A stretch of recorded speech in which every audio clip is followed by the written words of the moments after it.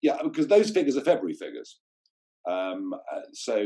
Actually, the invasion of Ukraine took place on about the 25th of February, I think it was. So you haven't got much of that in the figures. And interestingly, what hasn't really, I don't think, had enough attention and focus this week is.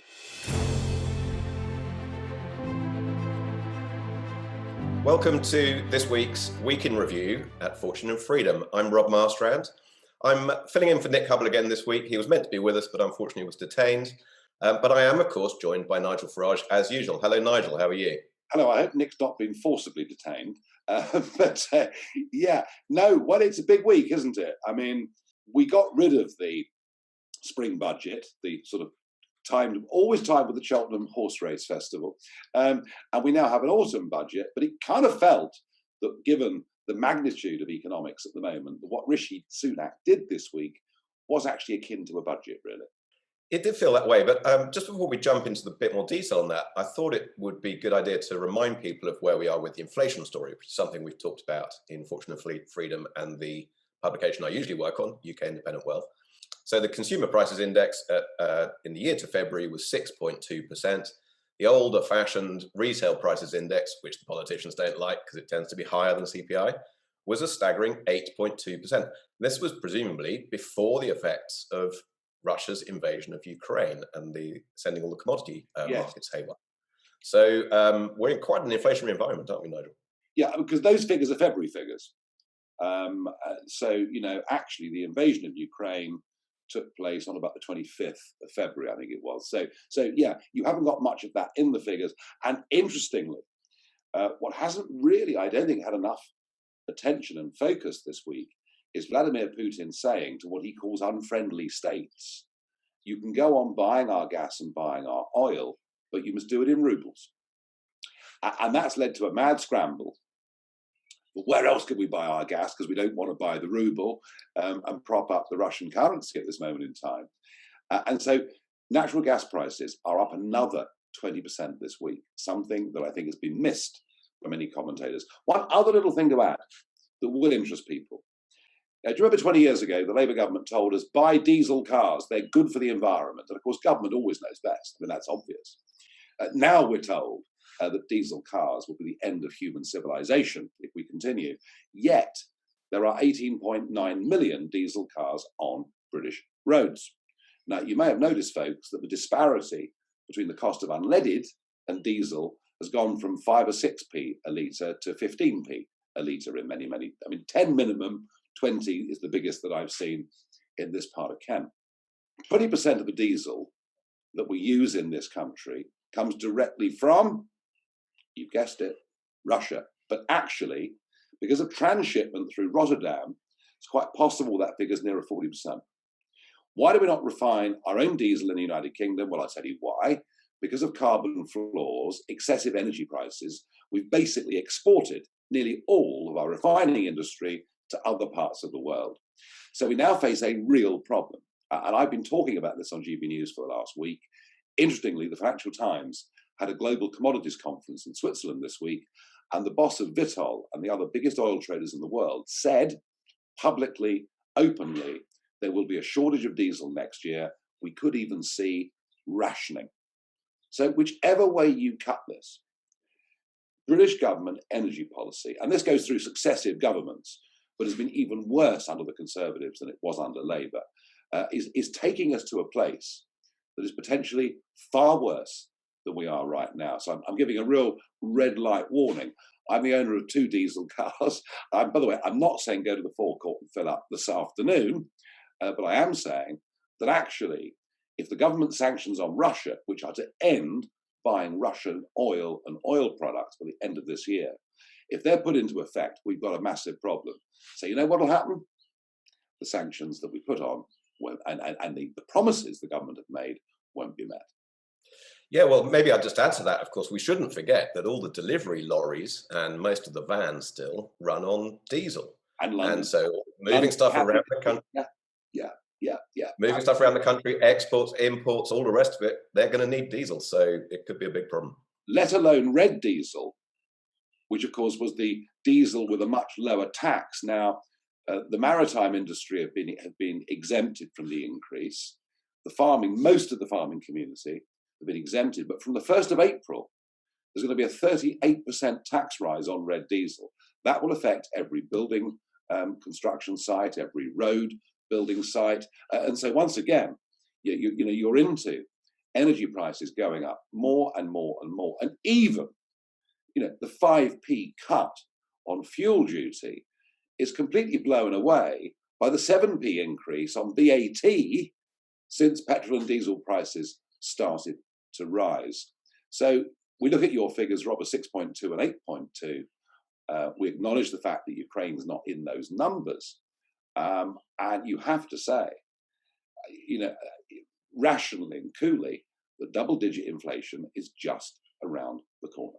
And maybe it's worth reminding ourselves also that with all the calls from certain corners of the political spectrum for calling for windfall taxes on oil and gas companies, it's worth reminding ourselves that roughly half the cost of a litre of fuel is actually tax, so the fuel duty and the VAT. Yeah, so the government makes an awful lot more money out of this than the oil companies do, trust me. And the windfall taxes are all wrong. Actually, what government should be doing to these big companies, who, by the way, lost a fortune last year, but they're making more than that in profits this year and perhaps for the foreseeable future. What we should be doing is encouraging them and saying to them, reinvest X% of your profits, or we'll consider putting a big tax on. Do you see what I mean? It's the carrot and the stick, because surely now is the time to reinvest in the North Sea. Now is the time to up the amount of oil and gas we're producing from the North Sea. There has not been a single new investment in the North Sea for over 3 years. And yet there are vast resources still there. And at these prices, potentially very profitable too. Yeah, it's difficult to disagree with any of that. So I think we're on the same page. Of course, the other big news this week was the spring statement, Rishi Sunak's mini budget, if you like. So what observations do you have coming out of that? I'm not even sure Rishi Sunak gets the real impact that the cost of living crisis is going to have on many, many millions of families, and not just the poor, but I mean those in the middle are going to find themselves squeezed very considerably. The loss of freely available spending money is going to have quite a big impact, in my view, in the retail sectors, in the pub sector, in the restaurant, because these are the things this is what we spend our spare money on. So I don't think the Chancellor really gets that. We can't blame it all on him, obviously, because there are global events, but UK monetary policy has been leading us towards a direction where inflation became an inevitability, and we've thought that here for a very, very long time and predicted it, I think, pretty accurately. So I don't think he really gets that. The other thing that really is interesting and not much commented on is the situation with businesses. There was nothing in this budget, I say budget spring statement, but you know what I mean. There was nothing for entrepreneurship, nothing. There was nothing for new investment in British business. And there was nothing at all for growth, nothing. We're just happy to accept that the 6% forecast for growth has been downgraded for this year to 3.8%. And heading out to 2024, we're predicting growth of 1.2%. I mean, it's utterly anemic. It's dreadful. And the tax burden on business is changing rapidly. Now, we know that for all of us, it's the highest tax burden since Clement Attlee was in power. All right. Have a look at it for businesses. Really interesting. So the proposed increases to corporation taxes on business, no change whatsoever. If you look at the Office of Budget Responsibility forecasts for revenues from businesses, and that comes from rates, it comes from corporation tax, also comes from capital gains tax. All right. The OBR estimate that government income from businesses in those taxes between now and 2027 will go up by, wait for it, 50%.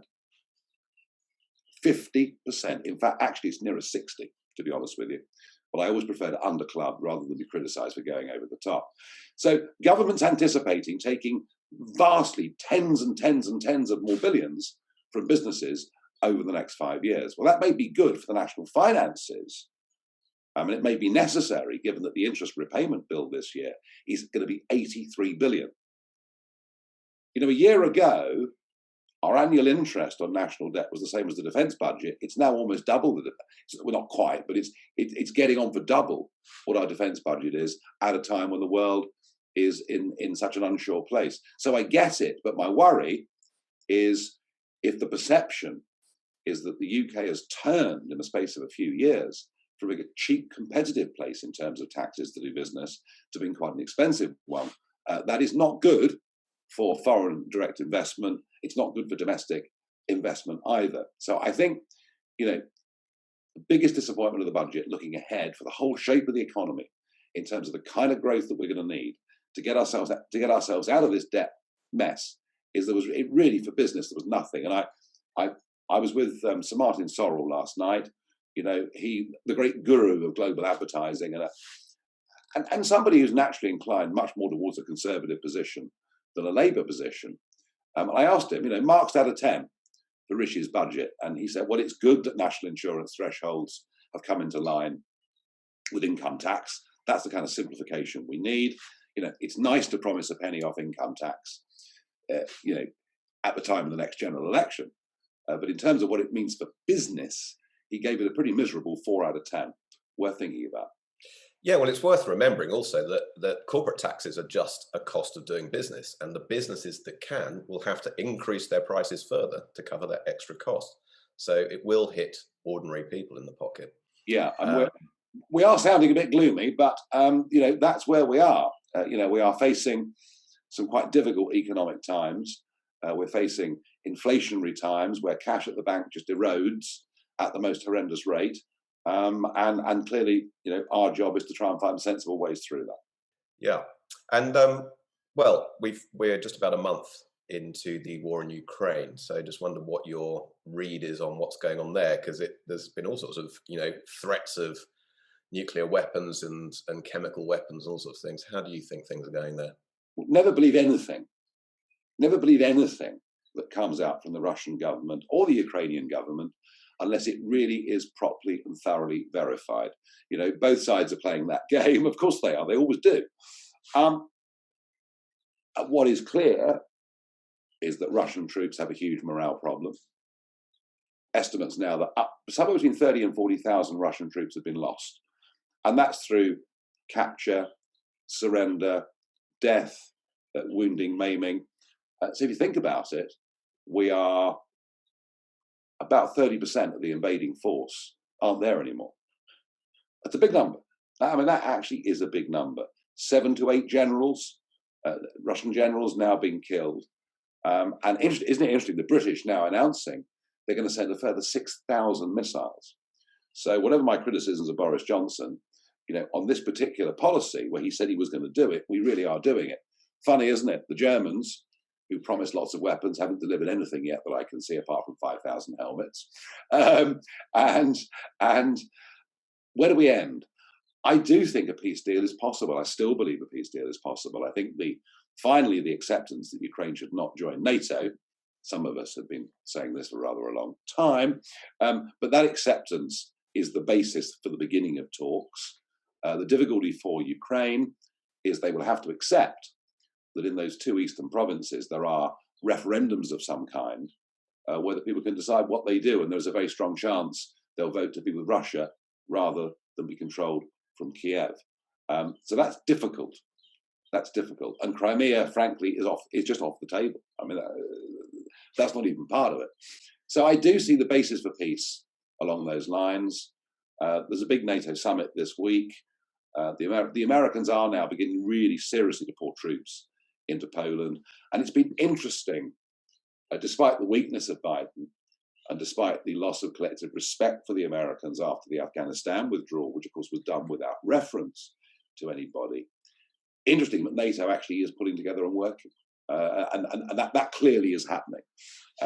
Whereas, any concept of European defence, frankly, is being shown to be a little bit of a joke. So is this going to conflagrate into World War III? No, I don't think it is. But could we get to the next horrible stage? where more cities become like Mariupol, and where perhaps there is some use of chemical weapons. That's the real fear. And what does NATO do in response to the use of chemical weapons? The famous Obama red line in Syria, which came and went. I don't know. I just don't know. If a peace deal isn't achieved, then we're going to have some kind of war that goes on a bit like Afghanistan did for the Russians all those years ago. Well, thank you for that, Nigel. I'm sorry we can't bring everyone more happy news, but we have to tell it how it is. Until next time, thank you again.